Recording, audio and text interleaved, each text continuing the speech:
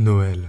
Ce simple mot suffit à réveiller en nous un tourbillon de souvenirs, de sensations et parfois même un soupçon de regret. C'est la saison des sapins décorés, du chocolat chaud et de cette neige qui semble transformer le monde en un décor de contes de fées. Existant depuis la nuit des temps, autour de nous, tout se métamorphose. Les rues scintillent de mille lumières, les maisons s'ornent de guirlandes et même les arts s'imprègnent de l'esprit de Noël. Prenons la musique par exemple. Chaque année, on ressort des classiques intemporels qui suffisent à nous plonger instantanément dans l'ambiance festive. Côté cinéma, qui pourrait oublier Maman j'ai raté l'avion? Ce film culte qui se déroule en décembre et qui nous emmène avec Kevin McAllister dans une aventure pleine d'humour et d'émotion, pour se terminer sur une scène où il retrouve sa mère devant un sapin lumineux, comme si Noël possédait réellement une magie capable de réaliser tous nos vœux les plus chers. Bien sûr, je ne vais pas citer tous les arts parce qu'on la retrouve un peu partout, que ce soit dans la peinture, le théâtre, la sculpture, même les boissons, le vestimentaire, l'écriture et le plus fou, c'est que même dans les jeux vidéo, Noël prend vie. Sur League of Legends par exemple, on découvre des skins spéciaux et une carte en léger. Overwatch et Apex Legends suivent la tradition avec leur propre événement de saison, qui suffit à nous mettre des étoiles plein les yeux.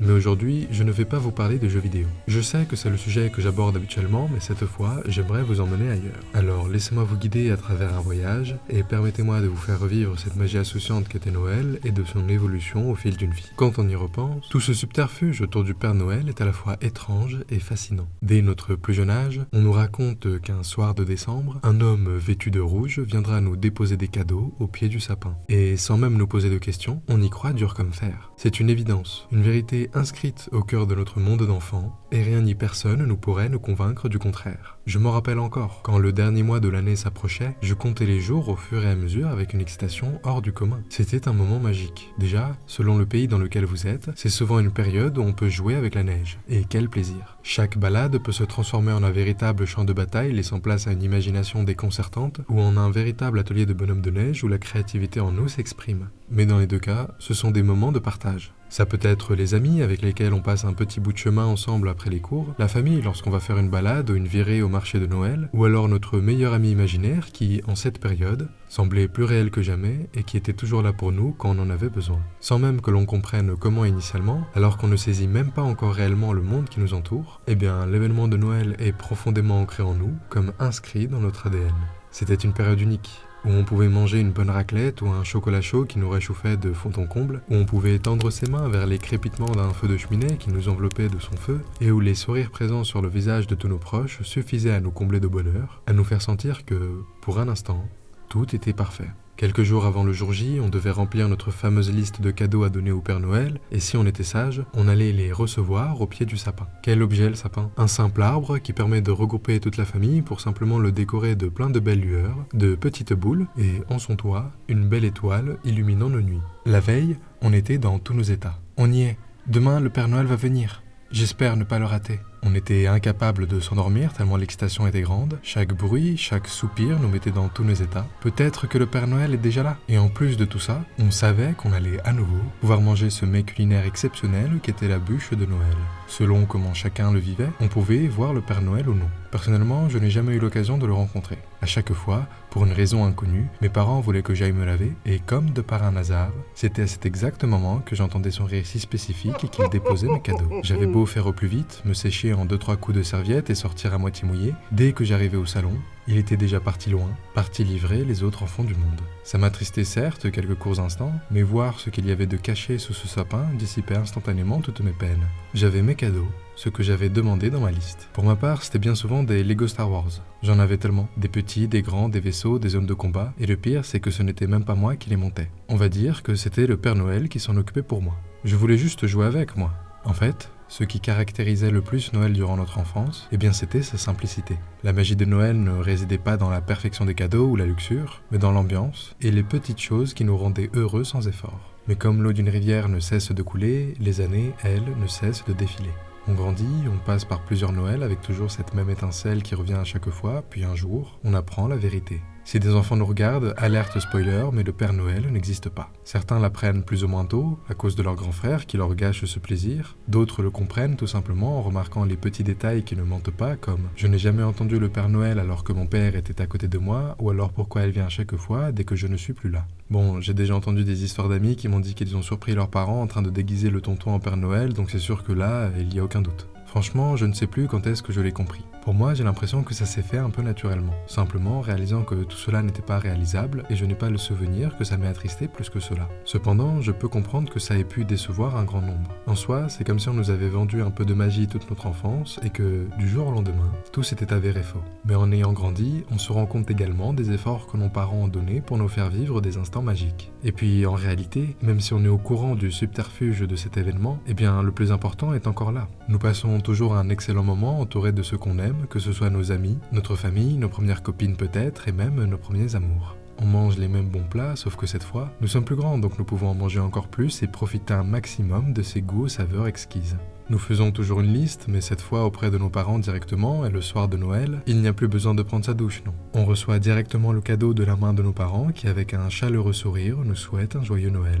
On découvre de nouveaux membres de notre famille, comme nos cousins ou notre grand-mère, avec son petit chèque qui fait plaisir là, et finalement, la seule chose qui a changé, c'est que le Père Noël n'est plus de notre monde. Le Saint Nicolas n'existe pas, et aucun humain sur Terre ne se dévoue pour offrir des cadeaux à tous les enfants du monde. Donc oui, la magie de Noël perd de sa lueur parce qu'on comprend que ce n'est pas un être divin qui nous rend visite, mais tout le reste est toujours là. Nous avons toujours de la neige qui décore nos routes, accompagnée de ces lumières qui, certes, ne font plus tant rêver, mais qui illuminent tout de même nos nuits. Une simple balade dans une ville illuminée, même en tant que cadeau, peut nous susciter une forme de calme et un nouveau sentiment dont on n'a peut-être pas encore fait l'expérience, la nostalgie. Que ce soit avec un ami ou une amoureuse, des souvenirs peuvent survenir en vous et vous rendre un peu triste pendant un court instant. Mais d'un rapide secouement de tête, vous vous changez les esprits et passez à autre chose. C'est l'occasion de revoir un film de Noël avec toute la famille. Un que nous avons déjà vu mais qui nous rappelle de bons moments, comme le Pôle Express qui était franchement génial. Le sapin est toujours aussi élégant. Enfant, c'était une source d'émerveillement infini. En grandissant, il devient peut-être moins fascinant, mais reste central. On le décore avec nos parents en écoutant les mêmes chansons de Noël qui passent à chaque fin d'année, et c'est l'occasion de rajouter sa propre touche personnelle, avec des guirlandes qu'on choisit nous-mêmes, ou une étoile qu'on aurait fabriquée de nos propres mains. Encore mieux, si on a un petit frère, on peut décider de se dévouer ou non à perpétuer la magie de Noël dans ses yeux en aidant nos parents à préparer les cadeaux par exemple. On pourrait très bien aider nos parents à choisir le cadeau, ou à mettre en scène l'arrivée du Père Noël. Cache ce jouet derrière le canapé, là où il ne le verra pas tout de suite. Ou encore, chut, on entend des petits pas, c'est lui. Cette complicité avec eux transforme l'expérience et nous permettent de nous investir d'une nouvelle responsabilité, le bonheur du cadet de la famille. De mon côté, j'avais un grand frère et pour être totalement honnête, je n'ai pas le souvenir qu'il se soit franchement investi. Loin de là. Mais c'est aussi pour ça qu'on les aime. C'est également la période où on offre nous-mêmes nos premiers cadeaux, où on ressent pour la première fois ce stress, est-ce que mon cadeau va lui plaire? Où on découvre la satisfaction de faire plaisir à quelqu'un qu'on aime, parfois avec un présent au budget ridicule, mais avec tout notre cœur. Imaginez-vous, debout devant un rayon de parfumerie ou de chocolat, le cœur battant, à vous demander si votre choix va plaire. Est-ce que ce parfum sent bon? Est-ce que ce chocolat est trop basique? Est-ce qu'il montre que j'ai fait un effort? Toutes ces petites questions, on se les a déjà posées pour la plupart. On se les pose encore et ce, à chaque fois qu'on souhaite offrir quelque chose à quelqu'un. Que ce soit pour Noël, les anniversaires ou simplement pour fêter un événement spécial comme vos 1 an de couple. Peut-être avez-vous économisé des semaines votre argent de poche pour offrir une écharpe à votre mère ou une belle veste pour votre père. Et malgré tous les doutes ressentis, la joie sur leur visage lorsqu'ils ouvrent le paquet vous remplit d'une satisfaction que vous n'aviez jamais connue avant. Même si les lumières de Noël nous émerveillent un peu moins qu'avant, elles illuminent toujours nos nuits et nous rappellent, même discrètement, que cette période reste spéciale. Quand on est adolescent, on voit les choses et Noël différemment, mais toujours avec cette énergie. Ce plaisir de se retrouver et d'échanger des cadeaux. On découvre également que la vie n'est pas réellement un conte de fées, nos parents ne s'entendent pas forcément, celui ou celle qu'on désire peut ne pas nous vouloir en retour, l'école peut être un endroit difficile à vivre, mais quoi qu'il en coûte, Noël est un moment de pur bonheur. Puis un jour, sans qu'on s'en rende vraiment compte, on rentre dans l'âge adulte. Ce n'est pas brutal, mais on réalise que Noël n'est plus tout à fait pareil. La magie semble s'éloigner un peu, remplacée par des responsabilités, parfois même par une certaine solitude. Mais Noël reste là, avec ses souvenirs et la promesse de nouveaux moments à créer. La plus grande différence de l'enfance à l'adolescence et l'âge adulte, c'est finalement que nous devenons indépendants et autonomes. Nous pouvons nous retrouver loin de notre famille durant le mois de décembre et être incapables de les rejoindre pour les fêtes. Donc peut-être pour la première fois, c'est l'occasion de fêter cet événement exclusivement avec vos amis. Et c'est alors qu'on se rend compte de la difficulté de mise en place. Le sapin, le dîner, les décorations, la cheminée, les cadeaux et les invitations, tous ces éléments qui étaient déjà préparés par nos parents dépendent à présent de nous. Mais par-dessus tout, on ne ressent plus ces détails de la même manière. Le sapin, par exemple, qui nous émerveillait autrefois, nous semble plus modeste et devient même obsolète au point de ne pas chercher à en avoir un. Pareil pour les décorations et la cheminée. La magie étant partie, on ne porte plus d'intérêt à ces composants qui peuvent nous paraître futiles. Pour ce qui est du dîner, une bonne raclette fera toujours l'affaire et une petite bûche de Noël achetée à la boulangerie du coin sera amplement suffisante pour combler tout le monde. Pour les cadeaux, des petits jeux comme Secret Santa ou un groupe d'amis de tirer au sort à qui ils doivent faire un cadeau contentera tout le monde. Le problème, c'est qu'en grandissant, n'allant plus à l'école ou à l'université, nous n'avons pas toujours des amis avec qui passer les fêtes. Noël peut rapidement devenir un moment difficile quand on est loin de sa famille ou de ses amis. Alors qu'autrefois c'était un instant de pur bonheur, dans la solitude la plus totale, ce moment peut malheureusement devenir un véritable cauchemar. Certains souvenirs peuvent refaire surface, comme une simple odeur de chocolat chaud lors d'une balade, et nous emmener directement dans un sentiment de nostalgie. Cette sensation, où bonheur et malheur se retrouvent harmonieusement liés, mêlant les sensations, les images et les pensées liées à l'évocation de notre passé. On revoit ces mêmes films et on se rappelle de ce que notre mère avait dit lors de ce passage, sauf que cette fois, elle n'est plus là. Pareil avec les blagues de notre père. On réécoute ces mêmes musiques comme Last Christmas de Wham qui, il fut un temps, était synonyme de joie et d'énergie. À l'époque, on ne comprenait pas forcément les paroles, mais le rythme entraînant et la mélodie suffisaient à nous mettre de bonne humeur. Pourtant, en devenant plus grand et en réécoutant cette musique, seul, durant une nuit de Noël, on prête plus attention aux paroles et on comprend qu'elles ne parlent pas d'un Noël où tout est parfait, mais d'un cœur brisé. On ressent une mélancolie qu'on ne percevait pas avant, un sentiment de perte et de nostalgie. Have Yourself a Merry Little Christmas suit le même cas. Enfant, on ne percevait que la douceur de la voix, mais il s'avère que c'est une musique tout autant imprégnée de nostalgie.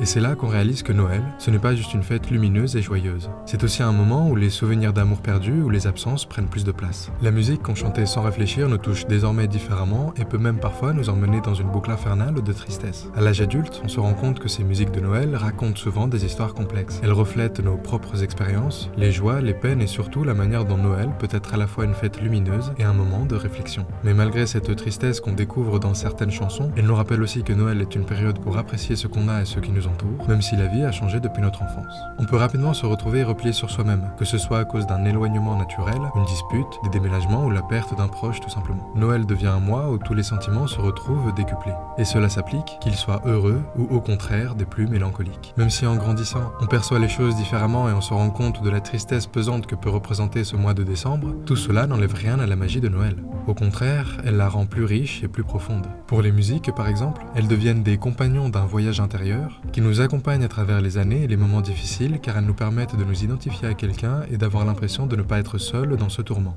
Mais le plus beau dans l'histoire, c'est que je suis profondément persuadé que Noël peut retrouver de toutes ses splendeurs. On peut passer un moment de solitude profonde et avoir peur de l'arrivée de chaque Noël qui approche, mais en grandissant encore un peu, les choses s'amélioreront. En devenant papa, un élan efface toute la tristesse que nous avons pu ressentir d'antan. C'est à notre tour de faire ressentir à nos enfants ce que nous avons nous-mêmes vécu. Alors à chaque Noël, nous donnons tout notre cœur pour créer un instant magique et pour donner des étoiles plein les yeux à nos petits bouts de chou. C'est certes du travail, on doit tout organiser de A à Z à l'aide de sa compagne. Peut-être que nous aurons l'impression de ne pas faire aussi bien que nos propres parents, mais ce n'est pas grave, parce que le plus important, c'est que nous agissons avec notre cœur et ça, les enfants le ressentiront. On peut même perpétuer les traditions et demander à nos enfants d'aller se laver afin de préparer les cadeaux sous le sapin. À l'aide de notre compagne, on peut préparer une bûche inoubliable, un sapin majestueux et des décorations qui leur mettront des étoiles plein les yeux. On pourra leur faire découvrir nos films et nos musiques qui ont tant marqué notre enfance et revivre, à travers leurs yeux, ce qui était pour nous la plus belle chose au monde. Au final, Noël évolue bel et bien et son charme fluctue au fil d'une vie. Qu'il soit synonyme de joie ou de mélancolie, ce sont les Noëls passés, avec leurs rires et parfois leurs larmes, qui façonnent la personne que nous sommes aujourd'hui. La beauté de Noël, c'est qu'il évolue avec nous. En devenant parents, on redécouvre cette fête à travers les yeux de nos enfants. Les sapins, les musiques et les traditions que l'on trouvait dépassées redeviennent source d'émerveillement.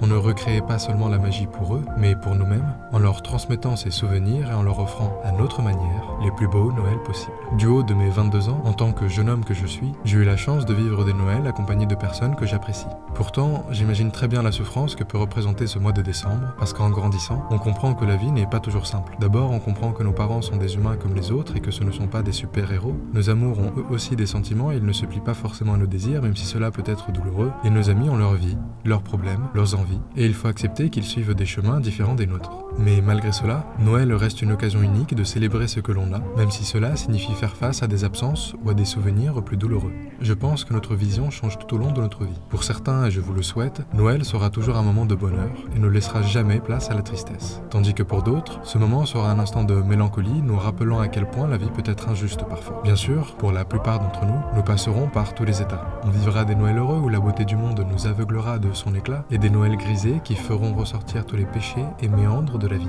Mais pourtant, je vous demande de ne pas perdre cette lueur dans vos yeux. Cette lueur qui vous dit, un jour, Noël retrouvera toute sa magie. Parce que c'est en cherchant la lumière qu'on sort de l'ombre. Noël, tout comme la vie, vaut la peine d'être vécu dans la joie et, si par malheur vous n'avez pas eu la chance de la vivre ainsi durant votre enfance, eh bien vous pourrez toujours le faire à travers vos enfants. Alors que vous soyez encore un enfant, croyant en Père Noël avec des étoiles dans les yeux, ou un adolescent qui commence à comprendre que la vie n'est pas un conte de fées, mais qui trouve encore un refuge dans la chaleur des fêtes. Que vous soyez un jeune adulte, en train de construire votre vie loin de votre famille, ou un parent qui fait de son mieux pour recréer cette magie dans le regard de ses enfants. Que vous soyez entouré de toute votre famille réunie autour d'un grand repas, ou simplement avec quelques amis proches, ou peut-être seul avec un bon film et une tasse de chocolat chaud. Que vous fêtiez Noël dans une maison pleine de décorations, ou dans un petit appartement, ou un sapin miniature trône fièrement. Que vous soyez en pleine période de joie, ou traversiez une période difficile. Que vous soyez en couple, célibataire, avec vos enfants, ou même avec votre fidèle compagnon à quatre pattes. Que vous passiez Noël à la montagne sous la neige, en ville illuminée, ou dans un pays où le soleil brille en décembre. Que vous écoutiez en boucle des chansons joyeuses comme Jingle Bells, ou que des morceaux plus mélancoliques comme Last Christmas vous rappellent des souvenirs d'antan. Que vous soyez nostalgique des Noëls passés, ou que vous vous réjouissiez déjà des Noëls à venir, peu importe où vous êtes, qui vous êtes, ou avec qui vous partagez ce moment, je vous souhaite de passer un merveilleux Noël.